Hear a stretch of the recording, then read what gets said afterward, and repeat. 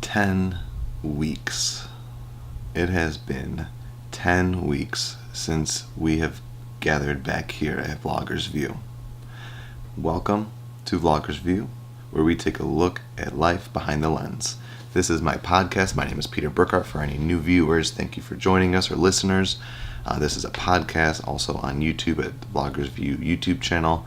It is January 6th. It is the end of the first week of the new year. A lot of people talking about resolutions, a lot of people talking about new changes, new year, new you kind of concepts, and that's kind of what we're going to talk about here today. But I like to discuss the big elephant in the room, and that is that you have not seen me here on Vlogger's View in 10 weeks.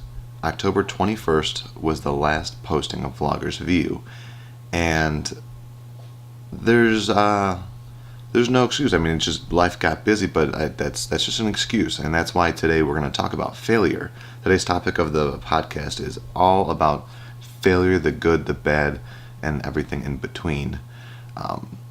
But before we dive into that, we're going to go into, for any new listeners, there's a little pre-show thing called Peter Rambles, an homage to my daily vlogging and an homage to where the idea of me doing a podcast originally came from. So for any new viewers, Peter Rambles is about a YouTube video that I'm just obsessed with currently. I watch a lot of YouTube, listen to a lot of YouTube as well, and every week there's some new video that I'm just like gawking over. And this week is yet another Gary Vaynerchuk from Gary V on YouTube. This one is not for the young. There's a lot of curse words in it, but a great message, and it's called "Don't Just Think Outside the Box, Live Outside of It." And it's only a 3-minute video. It's one of his shorter ones, which is amazing because Gary Vee does keynotes. Even a couple weeks ago, he posted a 7.5-hour YouTube video. It was his entire day doing keynotes and meetings and interviews in Dubai. So if you're looking for a good 7.5-hour YouTube video, there you go. I'll link that down below. But I'll also link the "Don't Just Think Outside the Box, Live Outside the Box." And the entire 3 minutes is Gary, on his Gary Vaynerchuk ranting ways, talks about how don't let anybody put you in a box, and don't let yourself put yourself in a box, and just live outside of it. And it sounds very cliche, but it is super important, and it's easier to, it resonated well with me because a lot of people in the YouTube, the podcasts, the social media communities always feel like they have to have a shtick. They always have to have a thing. They have to have like a niche, or what they do. What are you known for? And that's great for some certain marketing things or certain reasons for growth and everything. And we get that question often from friends, family, and new social media friends that we come in contact with or meet. They're like, so what's your YouTube about? What's your Facebook about? Why is your Instagram story awesome? Like, what's your thing? Is it a live stream thing? Is it you visit certain stores? Is it you do certain shots? Like, what is it? And Sarah and I kind of brings it back to why we call our daily vlog channel the Burkhart Project, is because the project is us. The project is the Burkharts.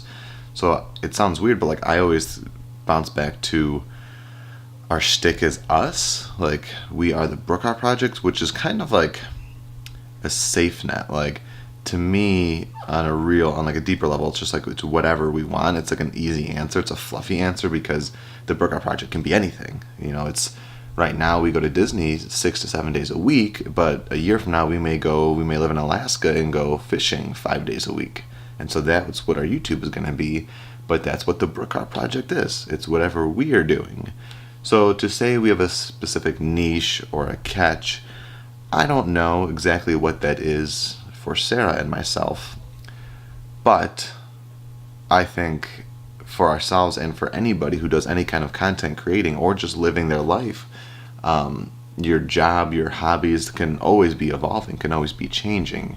So I think that's what is another good aspect of Gary's video when he talks about don't just think outside the box, live outside the box. And that's because don't let anybody else dictate you as being, like Gary talks about how back in the day when he first got on social media, his dad owned a liquor store and he was the wine guy. He made wine videos and he wanted to go into business, and they're like, you can't go into business, you're not a businessman, you're a wine guy. And so it's that kind of concept. He's like, well, don't call me a wine guy, because I'm much more than that, and I can be much more than that. I can be whatever I want. So if I want to be the business guy, You call me the wine guy now, but 6 months from now, when I have a multi-million-dollar company that has nothing to do with wine, you're going to call me the business guy. And where's the difference there? There's not. He didn't let anybody name him that. So when people look at us, they might say Disney YouTube. And I always fight back and I go just Daily YouTube or the Brookhart YouTube, because I don't want to live in the box of just Disney. And I think Sarah and I do a good job at showing, because we do daily. We've got over 500 videos for the past year and a half. You see us in our lows, you see us in our highs, you see us in Disney in Chicago, and outside of Disney, you see us in Universal, SeaWorld, outside of theme parks too. We make sure to break that box. Yes, a big majority of our content is theme park related, but we make sure just to stay outside of that box as well as the Brookharts. We show you who we are as people when we're having good days, when we're having bad days. And I think that's important, because just because you went into the family business at 18 doesn't mean that at 40 you can't quit and go do something you really want. Go back to school or just do a career change. I think that whole box concept and letting somebody constrain you to a specific thing, it works with anything. You could wake up one day and change your clothing style. You can wake up one day and change the way you cook. You can wake up one day and my sister-in-law has done this a few times, just wake up and be like, I'm done eating meat. And then she's become a vegetarian for X amount of time before she's like, I missed it, I'm going to change back.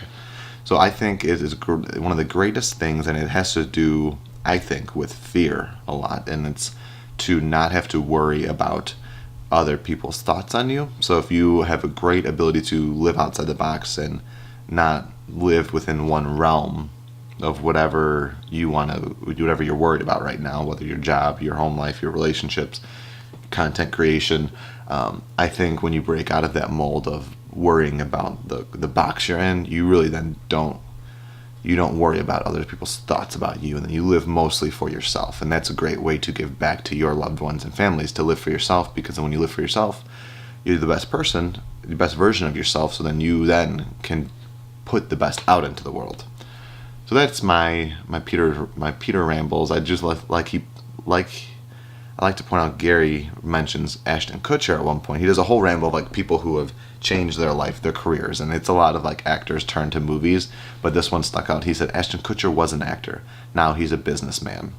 And it's true. I don't think people realize that a lot. Just because Ashton Kutcher hasn't been in a lot of movies recently, but he's an astounding businessman. And I challenge you to go just wiki him or Google him and see what he's been doing, because he's doing a lot of good things in the world, Ashton Kutcher, with his fame and with his money he's made from his career as an actor.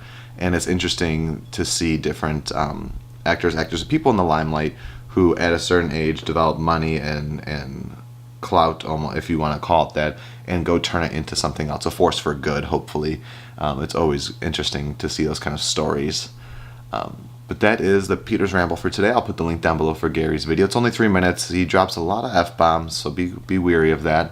But a good message, a good high-energy 3-minute Gary Vaynerchuk message. But let's get to it. Failure.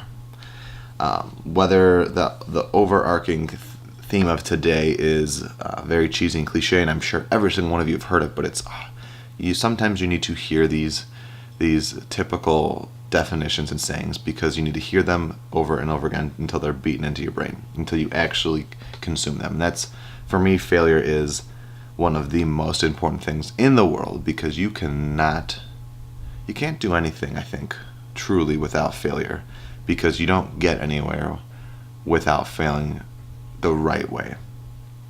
And this goes back to, it just popped in my head, is Will Smith said it perfectly in one of his things. I don't know if he originated or if he is quoting it, but in a couple of his speeches and motivational things, he's talked about how you need to fail frequently and fail forward. So you need to fall, you need to fail, you need to have those failures, but you need to grow from them. You need to acknowledge what went wrong or what you did or what you could do differently, and then get back up and do it again, but a little different, a little tweaked in a proper direction.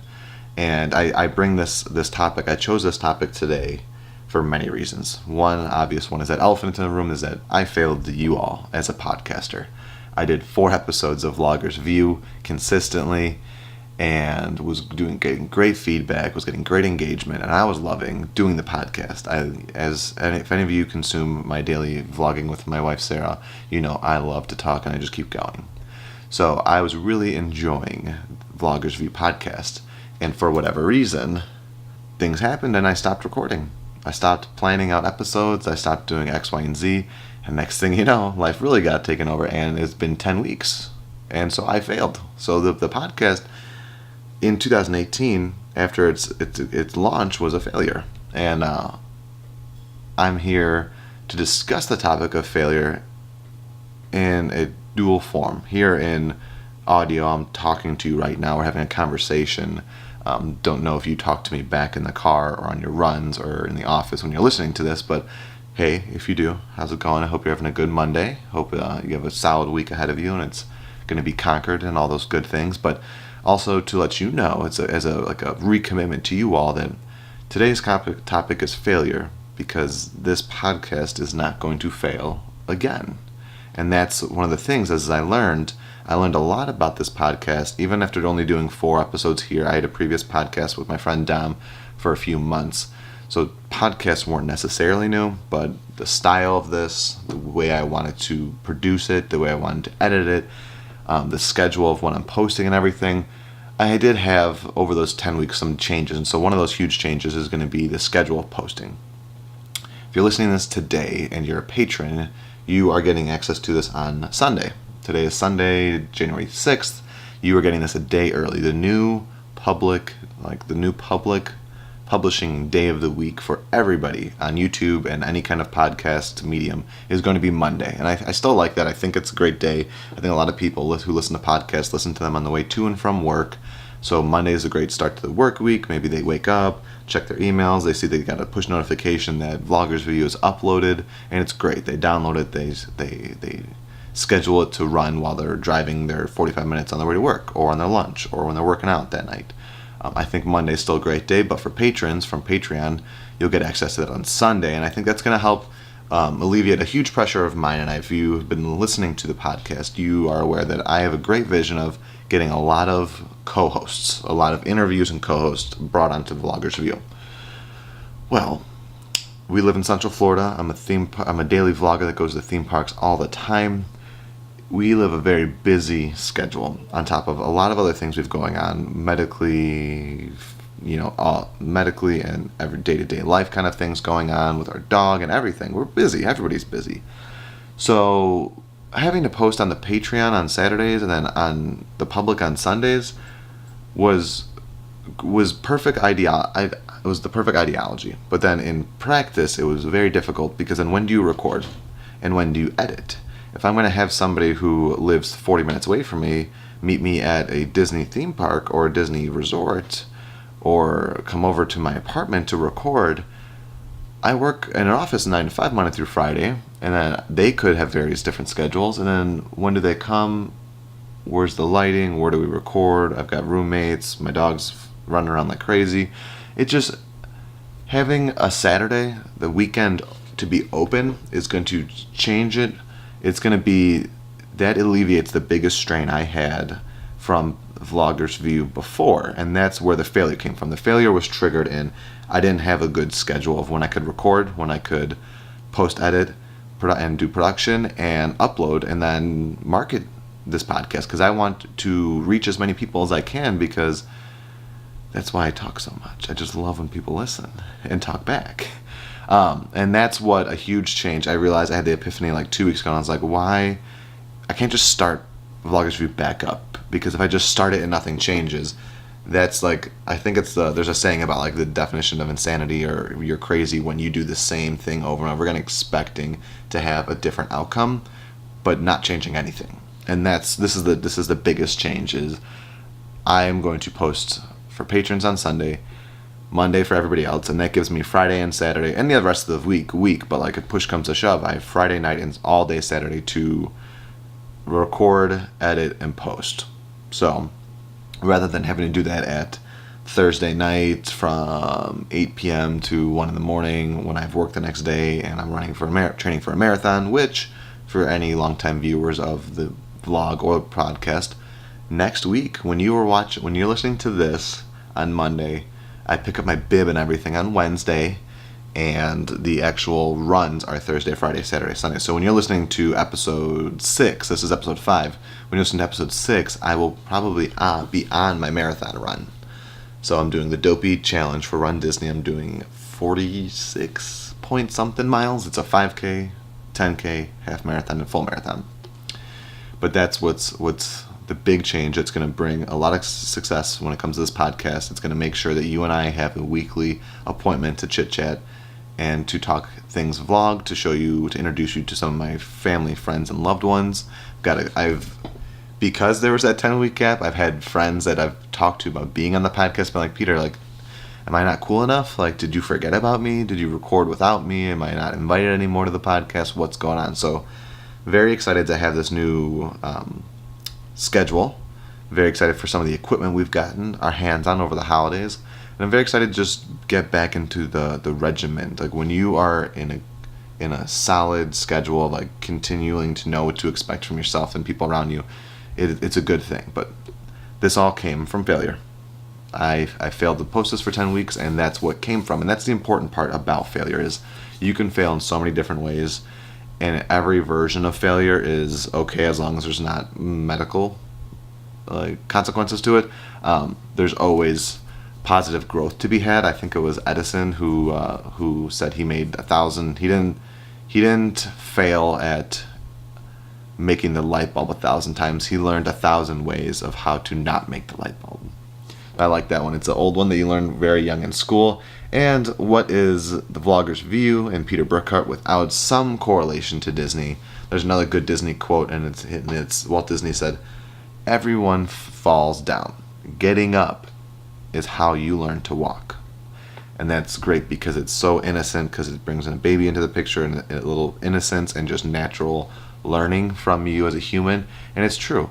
If you don't fail, then everything's pretty much handed to you, or you're spot on with everything, and then you've never really had to be pushed or challenged. And if failure, that's another thing, another way that I've always liked to view failure is failure is you challenging yourself. You did something, it didn't work. Without you intentionally knowing or doing so, you've challenged yourself because you failed. For whatever reason, you failed at whatever thing you were trying to accomplish. And so what you did is you kind of, without knowing it, challenged yourself to redo that, or to grow and look at things from a new perspective. So that's a huge thing about failure, is that growth, true growth comes from it at the end of it. Another reason why I think this was like a weird, not that it was, I don't want to, this is me making excuses again for not posting for 10 weeks, but it kind of worked out about the 10 weeks ending right at the new year, the topic being failure right at the new year, and that's because people love New Year's resolutions. And I think failure goes hand in hand with New Year's resolutions, because I don't know the numbers, but there are statistics out there, just Google it, about how many New Year's resolutions actually fail and never end up coming to fruition. But I think that as the end, last year came to an end and this year came to a new beginning, it's important to have that self-reflection of like, what did you do last year? What did you want to do? What did you get accomplished? What did you not? And should I take those things that I didn't accomplish and bring them onto the new year and challenge myself to complete them? And it's another version of failure. Is what did you fail at accomplishing that you really wanted to? And one huge thing that I wanted to do last year was for the Dopey Challenge. I did it I raised money for the American Cancer Society, raised money on their behalf for this amazing cause. And we've got close and distant family and friends that are affected by cancer, and so Sarah and I thought it would be a good organization to work with, and so we had a goal of raising $3,000 by December 31st. We accomplished it. Thank you everybody who donated. But as a marketing thing, to try to push people to go to the fundraiser, Sarah and I planned to make a parody video of a Casey Neistat running video. And Sarah and I went out to Magic Kingdom, and it was great. We were going to take Casey's video. He filmed himself. It's like a 3-minute video of him in South Africa, Cape Town.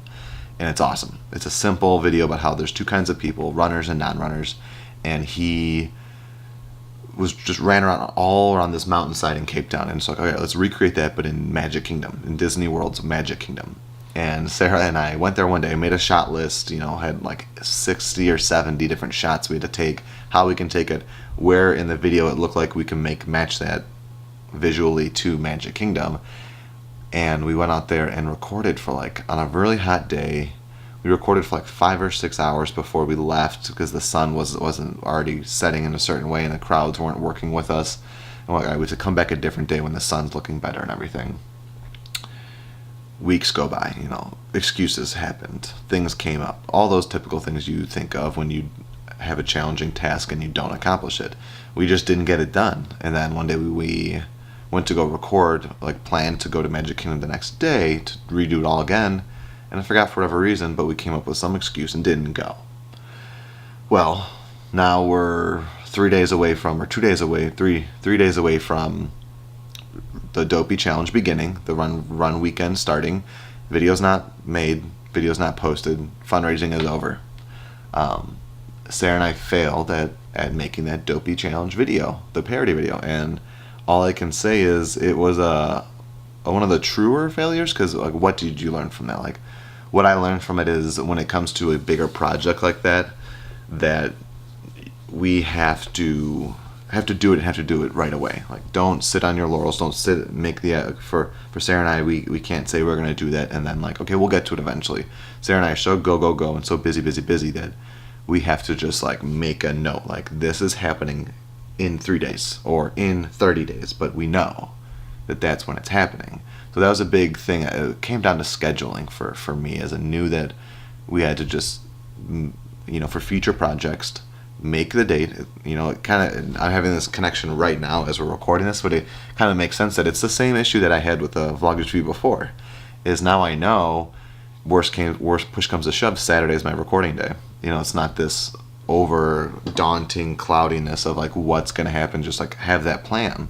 So for future, video projects Sarah and I are going to do, we're just going to have that plan. Let's have the idea. Great. We're going to do it. Let's greenlight it.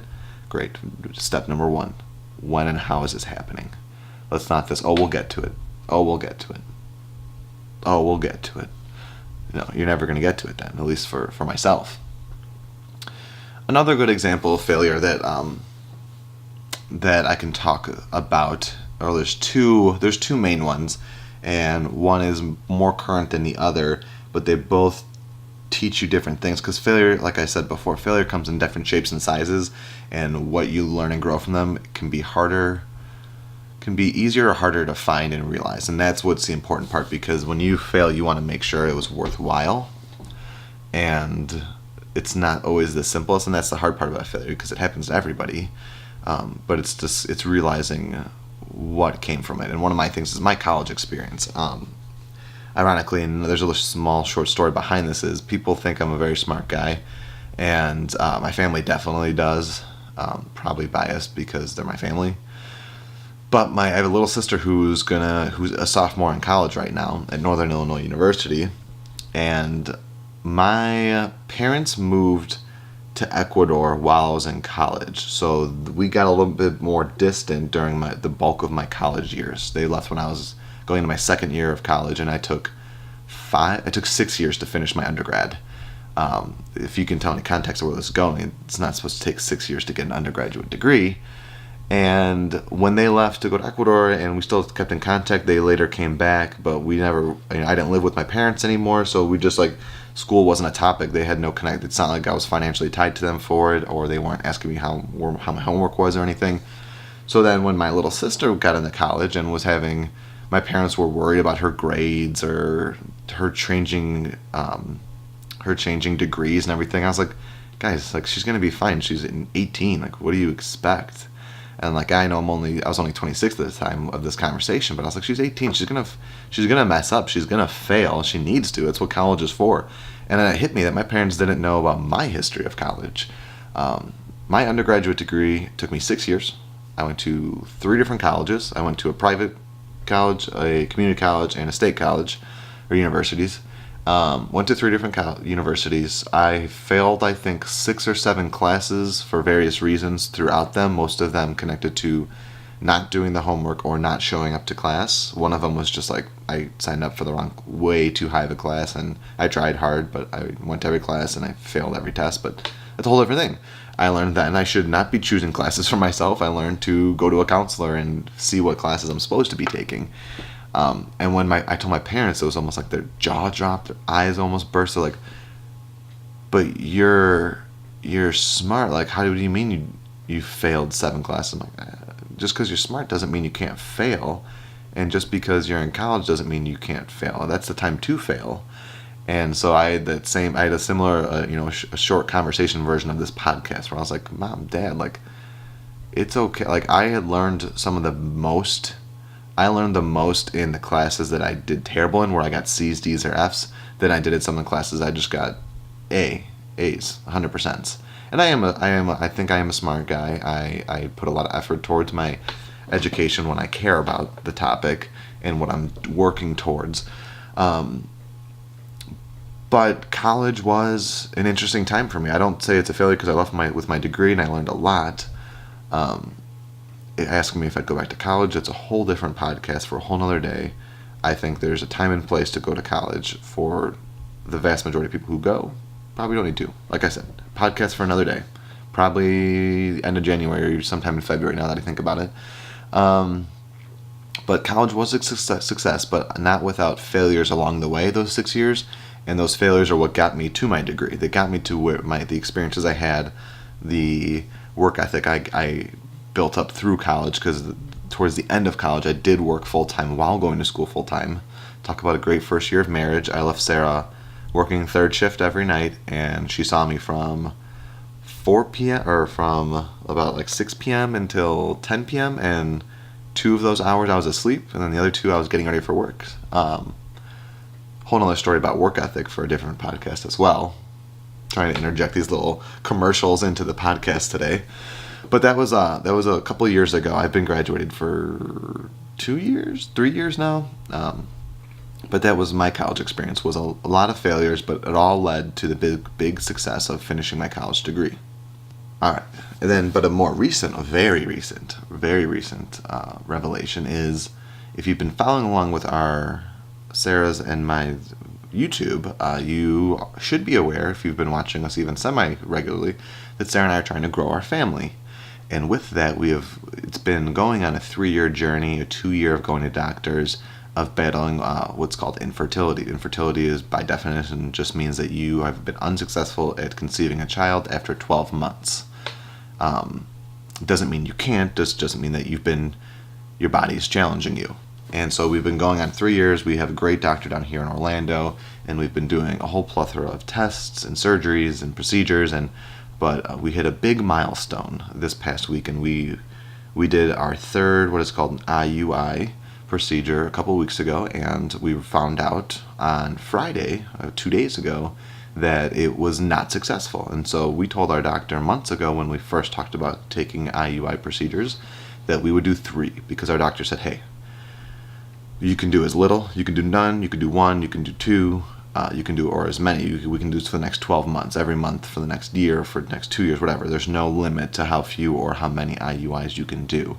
He goes, but after if they aren't successful at that point, I will suggest going to in vitro fertilization, IVF, which is a much more daunting physically, mentally, emotionally, financially to conceive a child. But that's what I'm going to suggest as your doctor who cares about you and has been with you from day one on this journey. That's what I'll say after IUI if those aren't successful. So then Sarah and I said, we had a long talk and said, we're going to do 3.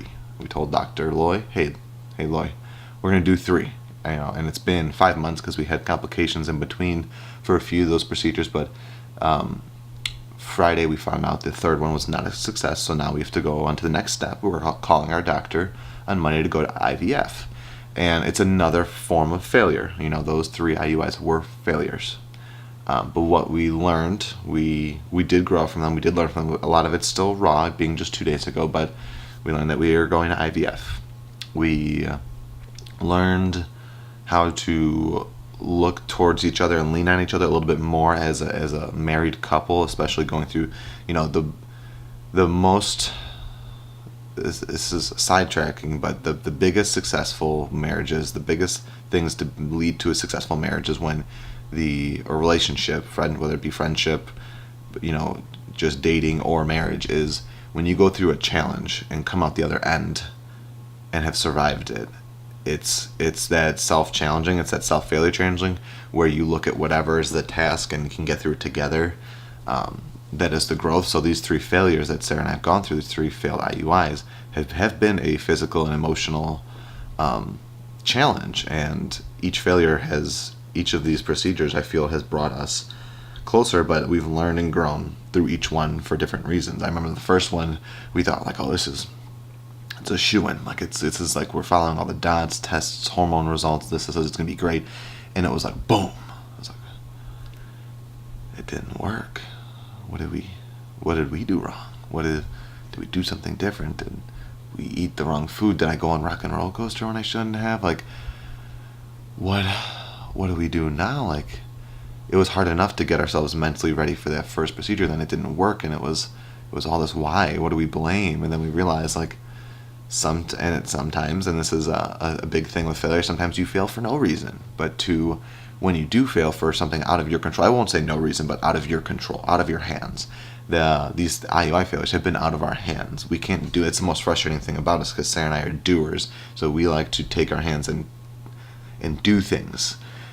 When it comes to growing your family in this way, like, you can't. It's just up to your bodies and what happens and what comes from all these procedures. And so it's frustrating. It was so challenging for Sarah and I to just be like accepting of what the results were. But at the same time, we challenged ourselves to continue to grow and be better about like what we ate, how we were taking care of ourselves, being cognizant of our sleeping schedules, being cognizant of how to approach conversations to each other about IUI. And then when the second one came, I think we did the second one 2 months later because of like scheduling things with trips to see family and people coming down to visit. We couldn't do the second IUI for 2 more months, and then so there was a angst of like waiting, like the anxiousness to we didn't want to wait, but we had things that were hindering us because it's a very timing thing. And when we did it, we're like, all right, this has got it. We waited, it's gonna be great, and then we found out weeks later it didn't work. Like, geez, 2. Like, we said we'd only do 1 more, and then we'd be done. What do we do now? Then it's almost like we had that like jittery, like what's going on? Like, we didn't think we'd get to this point, and then we had our second failure. And with this failure, I think we really leaned on each other. Like, the first one was very much like shock and awe, and this one was just like, it was almost like going with the punches. Like, okay, failed the first one, all right, failed the second one, all right. We kind of know what to expect now, like how to bounce back from this, from the medicines we take and the doctor visits we do. Like, let's just get going. Let's go. So then we went to go set up for that third one, and then we went in. Preliminary test results came back, and there were some things that were hindering us. There were some cysts and some hormone levels that weren't right. We weren't even able to do the third one. We were like, it's another block in the road. It's another failure, and it's like, well, this is a whole new challenge. This is a whole new thing, a whole new confrontation. So we're like, well, like, this is such a bummer. Like, we don't want to wait another month, but we have to, because we have to wait for everything to be perfect. And we're like, what a huge thing for anybody who goes through infertility is patience is so hard, because other people are like, hey, just wait 1 more month. Like, what if you get pregnant what's 1 more month? But for people who are going through infertility, 1 month is an eternity. You will never hear from anybody who has gone through infertility and be like, yeah, it was great to wait another month. Like, it was fine. Like, no, we have gone, this is like month 38 exactly of trying to have a child, and 1 month is a big deal. So it really pushed our patience, and that failure of that cyst and postponing another month was, I think, emotional growth, because there was frustration. You didn't want to blame yourself. You didn't know what to blame. There was nothing to blame besides like a cyst. Like, how do you blame a cyst? It's just nothing. So it was a big challenge and a growth opportunity to just have acceptance, to just really just accept what the tests were saying. And then we did the third IUI this month. And we did that IUI procedure. Then we went to Chicago to visit family for the holidays. We came back, had to wait a little bit, and then we took the test and found out on 2 days ago that it was a failure. And it was a huge one. This is a big one because this is the one that we said 5-6 months ago, hey, we'll do the 3.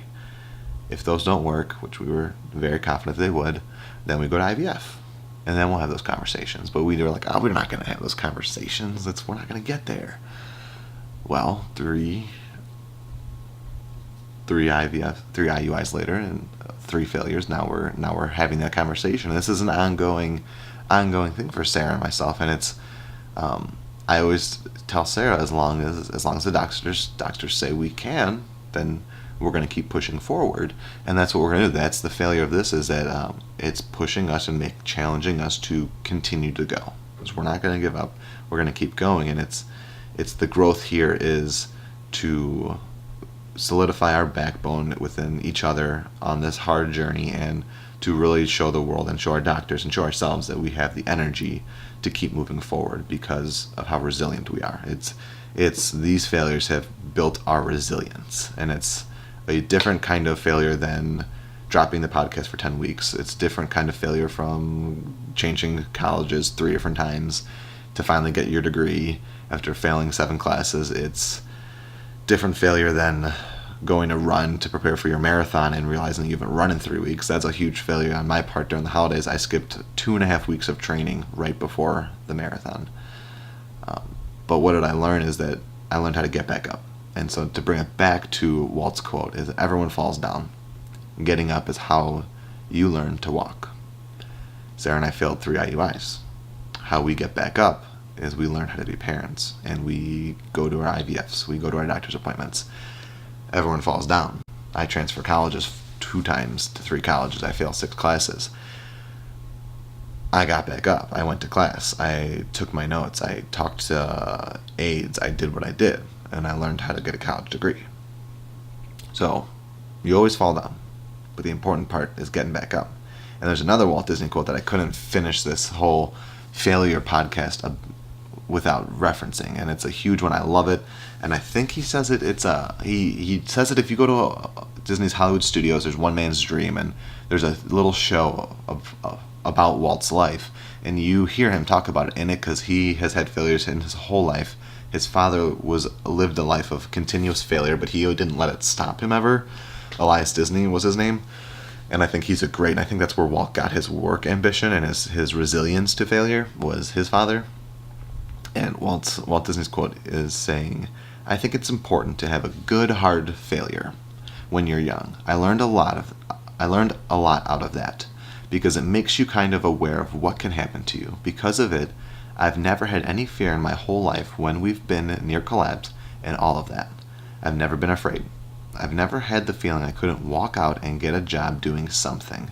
I believe he said that quote after they lost the rights to Oswald, the Lucky Rabbit. And then the company almost went bankrupt.